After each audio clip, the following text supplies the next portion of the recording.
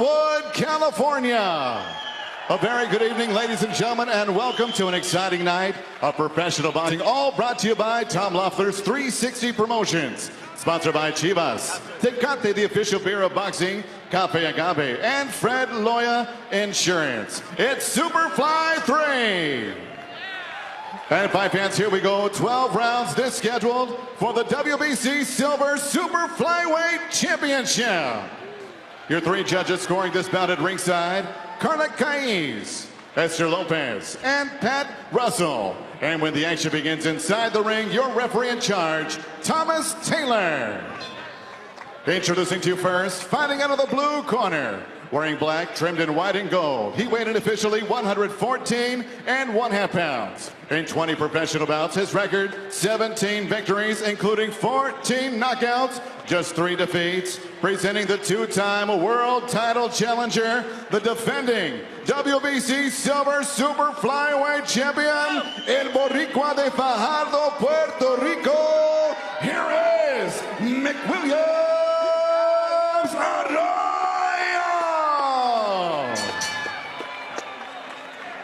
And across the ring, his opponent, fighting out of the red corner, wearing black with blue. He weighed in also 114 1/2 pounds. In 23 professional bouts, his record outstanding with 22 victories, just 1 defeat. 13 big wins coming by way of knockout. Here is the former 3-division champion of the world from Osaka, Japan, the Samurai, Kazuto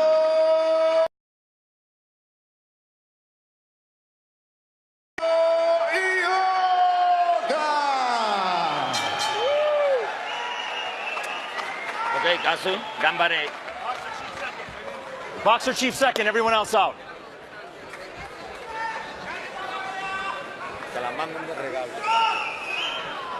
Professor. Go ahead, exchange flags. Okay, gentlemen, belt line's good here, belt line's good here. I gave you instructions in the back. Protect yourselves at all times, listen to my commands. Touch them up. Back to your corner, gentlemen. Ioka's really a top flight fighter.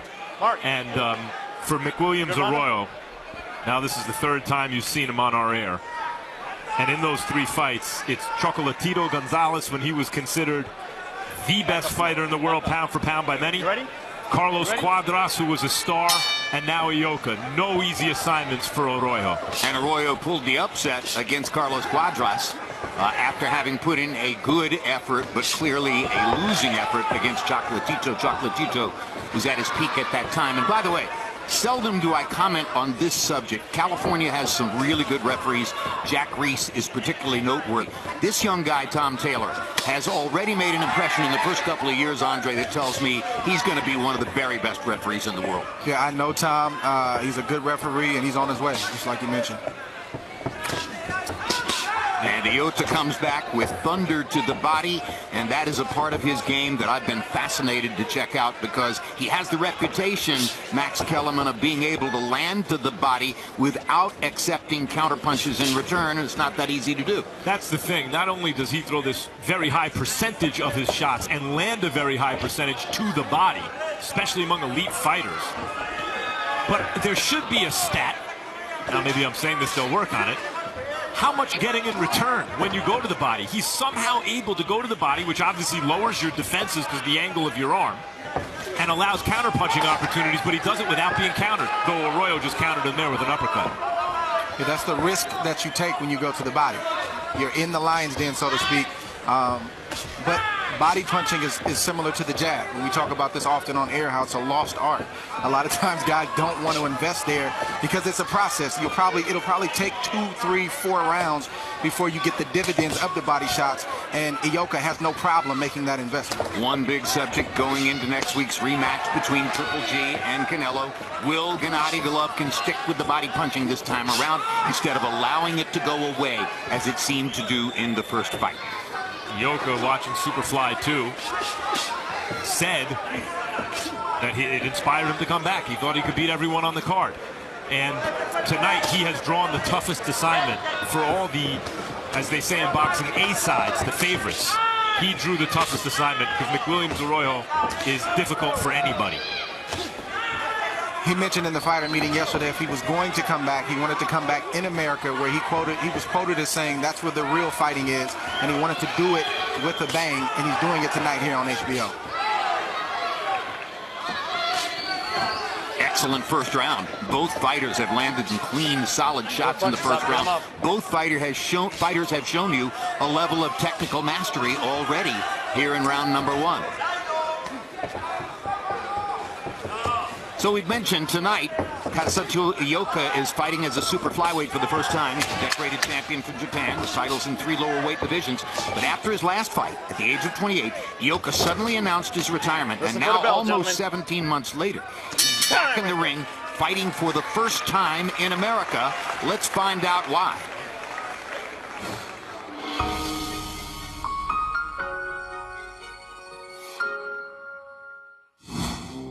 去年の4月です。最後の試合が Widely reported that in May, following that April fight last year, Ioka married a famous Japanese pop singer named Nana Tanimura, and the marriage apparently created some kind of rift or a difference of opinion with his father. And tonight he's fighting without his father in the corner for the very first time in his career. But we understand that his father on his own has made his way here to Los Angeles to be here for the fight and is observing Ioka in this experience of fighting without his father in the corner, fighting coming out of a retirement, fighting coming off of an apparent in-family controversy relative to his marriage to the pop singer. One thing that's interesting about Ioka is for a guy who creates punching angles and has some athletic ability, he's kind of flat-footed. You know, generally a fighter like that will be bouncing on his toes a little bit more, but if you look at just the position of his feet, Ioka's flat-footed for a guy who creates angles. Yeah, I think that's just the way he was taught. If you look at his previous fights, he can look robotic at times. But that's his rhythm, that's his style, somewhat mechanical. That's the way you see a lot of the fighters in Japan being taught to fight. Does it also give him a chance to maximize the power on his body shots? Yeah, clearly, and I think that's where he's comfortable. And until somebody forces him to change his style, I would say continue to fight the way you've been fighting. Sure, but he does create angles, and that's unusual for a guy that's subtle. Yeah, to create punching angles that flat-footed. Yeah, I think it's very clear. We're watching these two guys match wits early on. You know, they're both performing physically, but they're performing mentally at the same time, trying to figure out what is the science of this, what is the way to get at the other guy in a productive way. And I'm pleased with the reflexes of Ioka. I'm pleased with the timing of Ioka, the type of punches that he's landing, and even the punches that he's getting away from.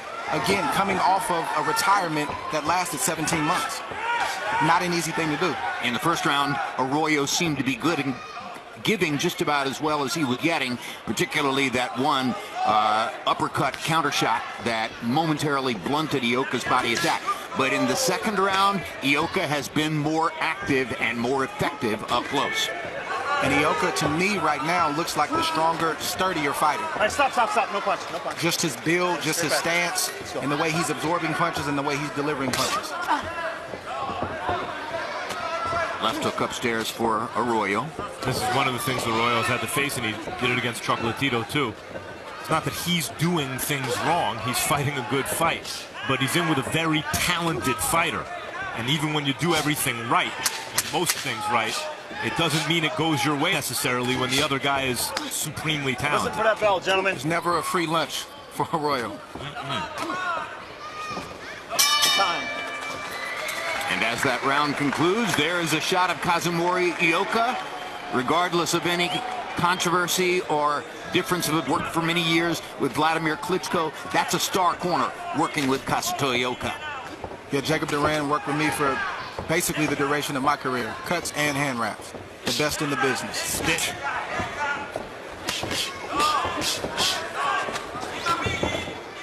Quick left hook inside for Arroyo. Let him go. Fascinating that Salas, whose original language is Spanish and also functions well in English, can speak Japanese well enough to deal with Iota. So this is interesting to me that Ioka is flat-footed, as I mentioned, and Arroyo is able to box or come forward, and he's choosing to come forward and drive Ioka back instead of kind of being up on his toes and taking advantage of the flat-footedness. Yeah, I think that's, if there's a knock on Arroyo, is that he doesn't really know what style he wants to fight at a certain particular time. Sometimes he fights when he should box, and sometimes he boxes when he should fight. But he is having some success driving him back. I think this is an even fight at the moment.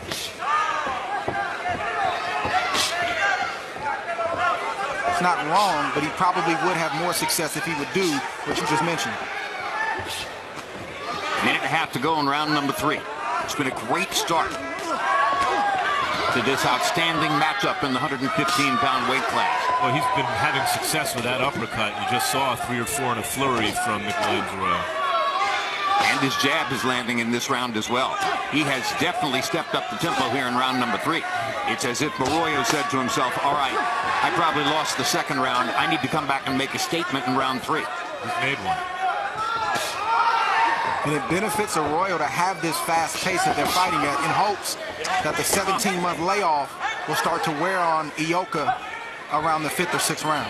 How much do the layoffs, and you would know, Andre, how much do the layoffs affect the timing and everything? I think it depends on what type of person you are outside the ring. When you have layoffs, your lifestyle comes into play. If you're not drinking and partying and doing all of those things and you're staying in the gym somewhat 2 or 3 days a week, you'll see less of it. If you are doing those things I just mentioned, you're going to see more of it. Arroyo's had layoff too because he lost a fight to Hurricane Maria and then spent a good deal of time after the hurricane in the streets along with his brother working to help his countrymen in Puerto Rico make it through the absolutely unspeakable crisis that took place in the wake of that hurricane.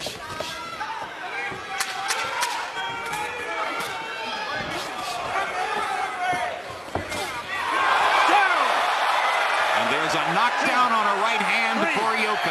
After a brilliant round for Arroyo had brought him back in the fight. Ioka finds an opening in the closing seconds of round number 3. Land a beautiful, sneaky but powerful right hand right on the chin of Arroyo. Here we see another angle. The jab blinds Arroyo, the right hand right on the chin. Down goes Arroyo. What a beautiful right hand that was.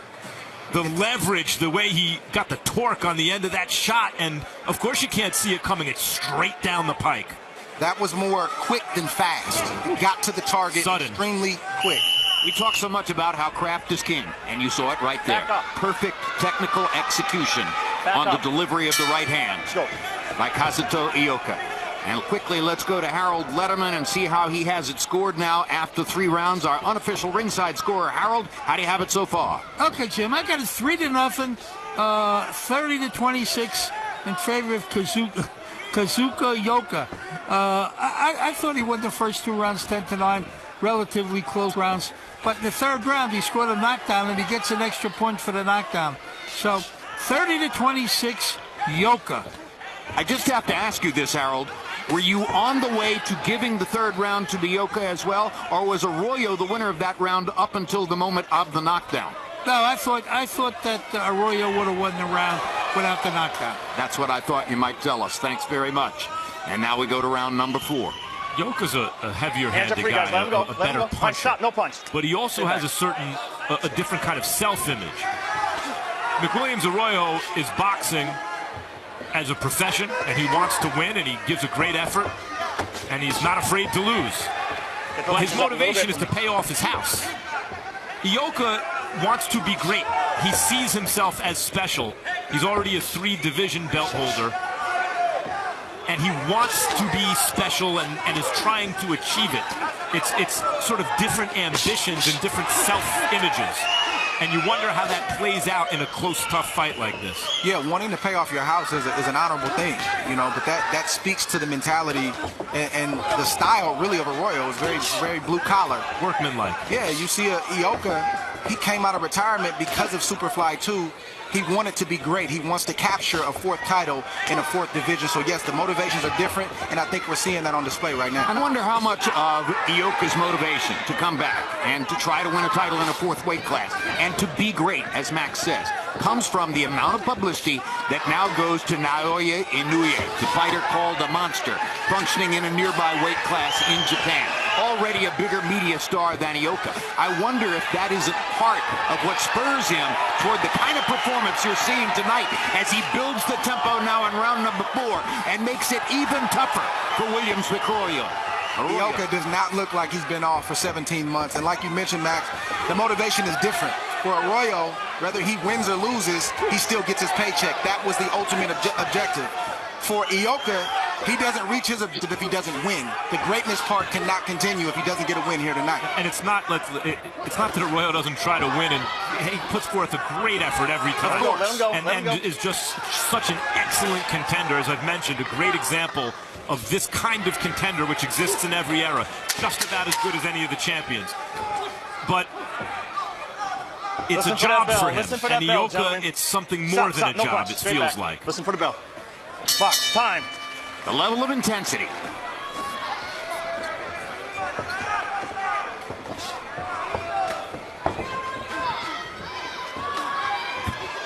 Max, it's really fascinating to see all the things that Ioka can do well.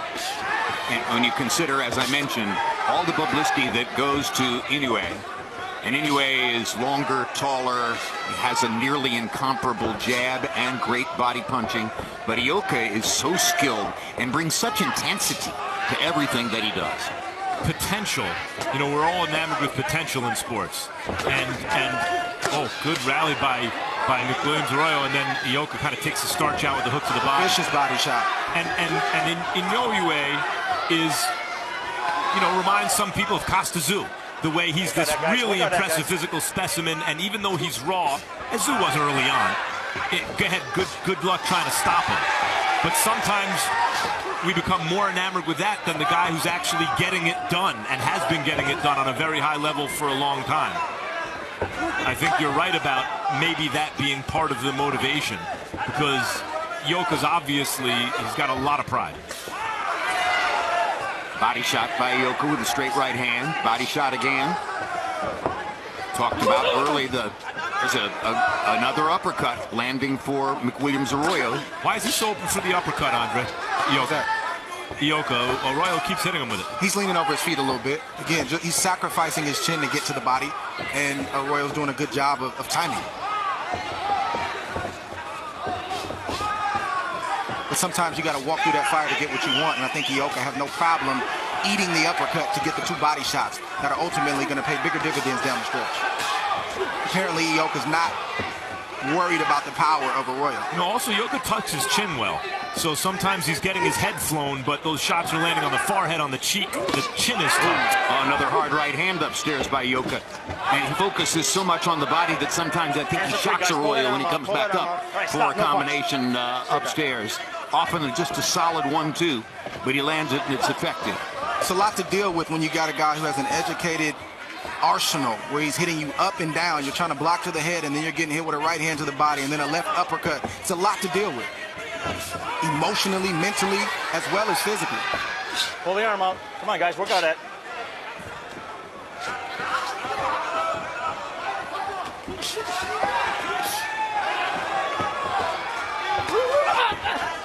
That was desperation from Arroyo right there. You could hear it in the grunting as he threw those punches.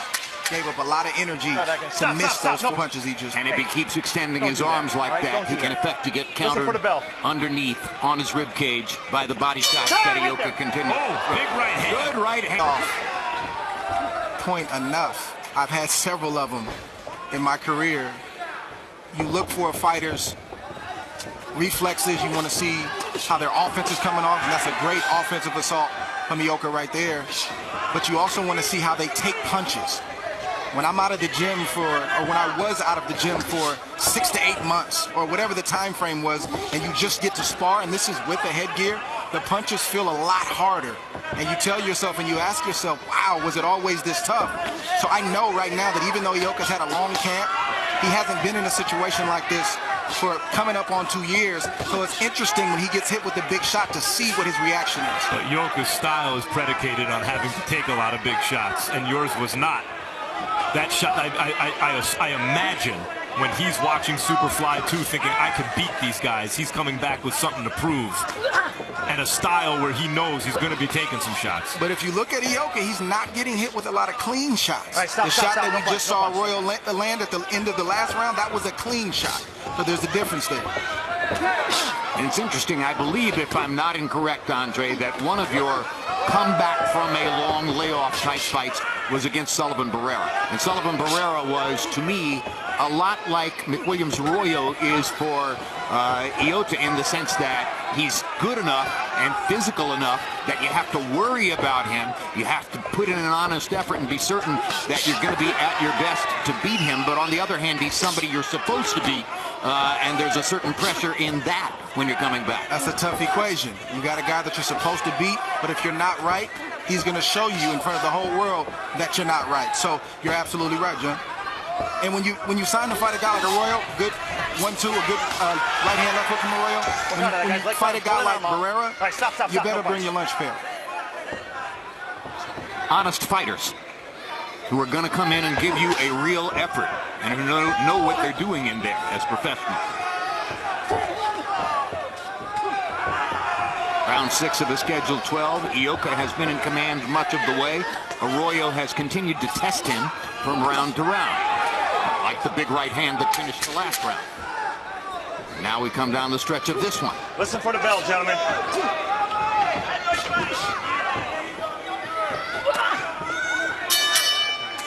And just that little touch round, did he land more punches than Ioka does. And Harold, how do you have it through 6?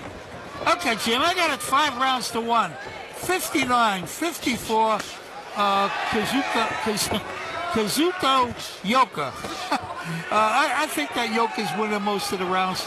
I gave round 6 to Arroyo. I thought that he pulled that out. Very, very close round. And certainly an extra point in round 3.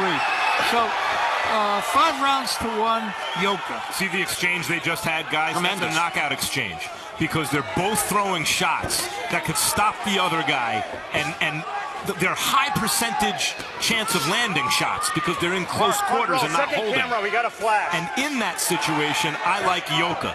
His shots are generally a little bit shorter in those instances and thrown with a little more power.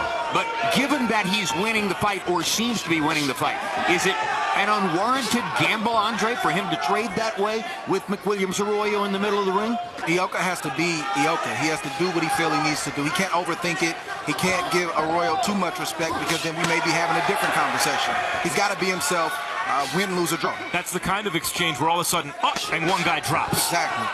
And Ioka, just like he landed the short right hand in the previous round, he is trying to land another sneaky right hand where he takes his head to the left. He takes it off center, and he's trying to throw a sneaky overhand right hand to the chin of Arroyo, just like that. And he's been landing it, but that's a knockout blow. He's trying to end the fight with that shot.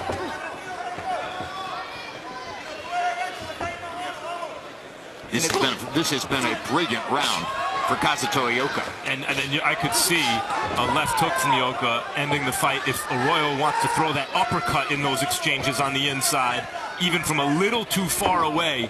The way Ioka's throwing these power shots, he can catch him with a hook counter. And I wonder if Arroyo is seeing what we're seeing, if he's seeing the setup, or if he's just in the moment going tit for tat. Brilliant left hook from Williams Arroyo. Sure was. Ioka right on the jaw.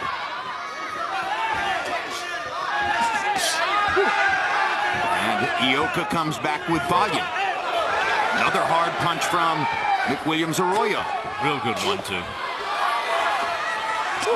So when Arroyo gets loose like that, gets on his toes, he should be bouncing around Ioka. And that graphic is quite telling you that Ioka has landed 68 body shots to only 8 for Arroyo. If it's even close to accurate, it's a formula for losing the fight for Arroyo. Listen for that bell. You don't want to give up the body confrontation. Without him in the corner for the first time in his professional career. I like what I saw from Arroyo a lot at the end of the last round. He started to feel himself, so he was bouncing and getting loose, but he was doing it from long range, out of punching range. He'd land a 1-1-2, and then he'd slip away, bounce away. The only issue is sometimes he's doing that back and forth in a straight line, kind of waiting for Ioka to come to him, where he should be fighting him in circles, making him turn. Then he set up a kind of a stare down with Ioka as if to say, hey, dude, I'm still in the fight, and you haven't won it yet, and I'm just as interested as I ever was in beating you. So there was a little bit of a psychological showdown between the two of them that followed the conclusion of the round. Yeah, Arroyo changed the momentum of the fight by starting to feel himself a little bit. Gave him some juice. As they stand and face each other, it's clear that Arroyo is the taller of the guys. For what that's worth. Now Ioka is going backward. Stop. Hang on. And recall, when he threw that right hand, he was coming forward behind that right hand. No cut. Watch the heads, guys. He generates a lot of power when he's coming forward. Left hook by Ioka. And another uppercut from Williams Arroyo, landing that counter uppercut inside as he's done several times in the fight. Ioka goes to the body. Now, I don't know if Ioka's going backwards because he's a bit winded, or if he's trying to run Arroyo into that right hand and change strategies. I would probably lean toward the latter over the former. Well, he just did run him into the right hand, as a matter of fact. And it's imperative for Arroyo to not fall asleep and lazily walk to Ioka with his left hand But then down. he'll fall asleep for real. Arroyo spending a lot of time now with his left hand below his waist. Ioka just looking for an opportunity. All right, stop. No punch. A bit of a rabbit punch from Ioka, but Arroyo turned his back. Yep. Can't do that. Right, if the guy's going to turn at that angle, you're throwing your punch, that's his problem. Fortunately for both, it wasn't the heaviest possible impact on the rabbit punch. Referee Tom Taylor was able to let it go. Yeah, I think that's a good no call from him.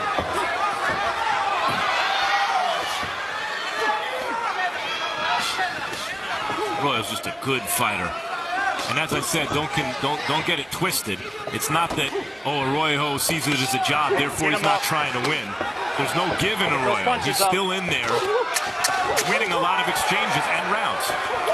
Some of the toughest fights you'll have is with the blue-collar fight. Gentlemen.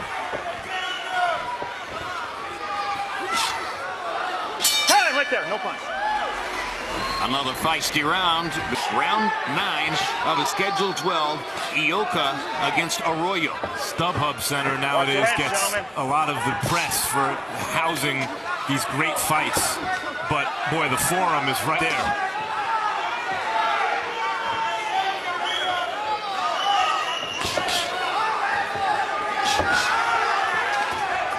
Nice phone booth type action from both guys in the opening minute of this round. Ioka seeming to want to reestablish order with his jab.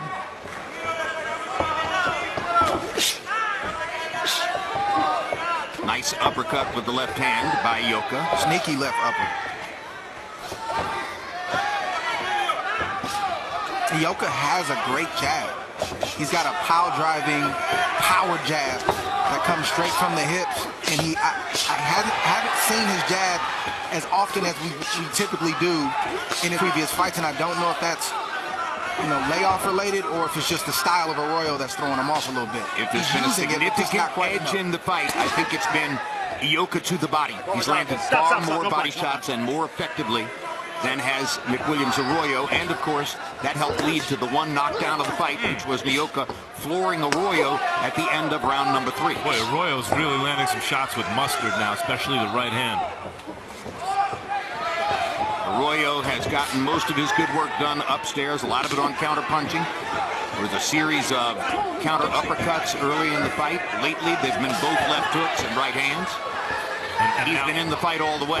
Now Arroyo's starting to look off some of these shots from Ioka and counter them with good, clean shots of his own.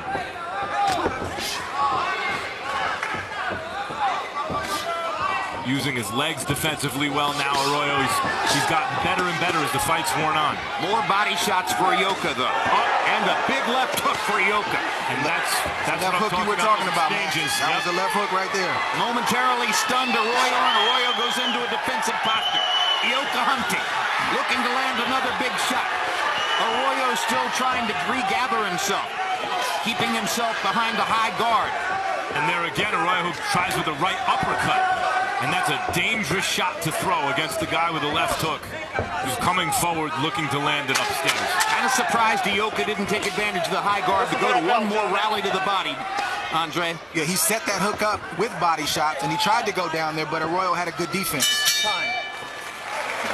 The two body shots right before this hook is what set this feint low from Ioka, and the left hook to the top up right on the chin of Arroyo. The two previous body shots allowed him to look low and get Arroyo to react in order to land the clean upper right to the head. Ioka landed a fight-high 32 punches by CompuBox count in that 9th round. That's the highest number of punches he's landed in any frame of the fight. With 9 rounds in the books and 3 to go, let's go to our unofficial ringside scorer, Harold Letterman, to see how he has it so far. Harold? Okay, Jim. I've got it 8 rounds to 1, 89-81 for Kazuko Ioka. I think that Ioka's winning most of these rounds. Some of them have been very, very close. He certainly gets an extra point in round 3 for the knockdown.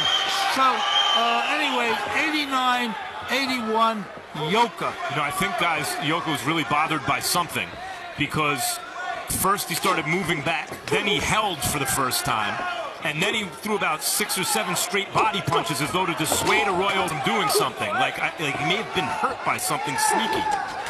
It's possible. Fighters get hurt often by short shots that don't seem like much, and I think that was the right response, is to fight your way out of that moment. See, he's obviously tired, but that's the second time now in this round he's held. Reached for Arroyo and held. Punches up. Get him up, guys. Over the next 3 rounds is what we call the championship rounds. How much will the body shots that Ioka has landed over the course of this fight show up, and how much on Arroyo, and how much of the layoff that Ioka has had shook on him? Now Arroyo holding, they got to be exhausted. This has been a tough pace. So here's something that may figure into part of what we've been seeing here. I covered Thomas Taylor with glory at the beginning of the fight, talking about what a rising young referee he is. But he told both fighters that this was the last round coming up. And of course, that's incorrect. Everybody here knows, and the California State Commission has made clear, and now we're being told it is in fact a 10-round fight. So Taylor was correct. And despite the fact that all week long we've been working with previous information suggesting to us this was going to be a 12-round fight, the California State Athletic Commission is now saying, no, this is a 10-round fight. So therefore, Taylor was correct in saying to them that this was the last round. And that, I think, is unfortunate for McWilliams Arroyo, because a 10-round fight means there's much less chance that Arroyo can turn things around and win. I know a 12-round fight when I see one, and this one should go 12. Yeah, I'm disappointed we don't get the next 2 rounds. Yes, sir. That's a real letdown, and it's everything we've seen all week long in publicity, in official documents, etc., etc. Never has there been any contemplation of a 10-round fight. Got a cut from a punch. So this is a shock to us. Time! California judges would be brave enough to go 9 rounds to 1 in what looked like perhaps a closer fight than that. Look, I understand if a lot of rounds are competitive, but one guy consistently wins them, you score for that guy. You don't give any guy any sympathy rounds. But I saw some rounds in there that I thought Arroyo won fair and square. Boxing, we go to the judges' scorecards. Here are the totals. Carla Caiz has it 99-90. Esther Lopez and Pat Russell both have it 97-92. All for your winner by unanimous decision. He is the new WBC Silver Super Flyweight Champion, the Samurai, Kazuto Ioka. 7 rounds to 3.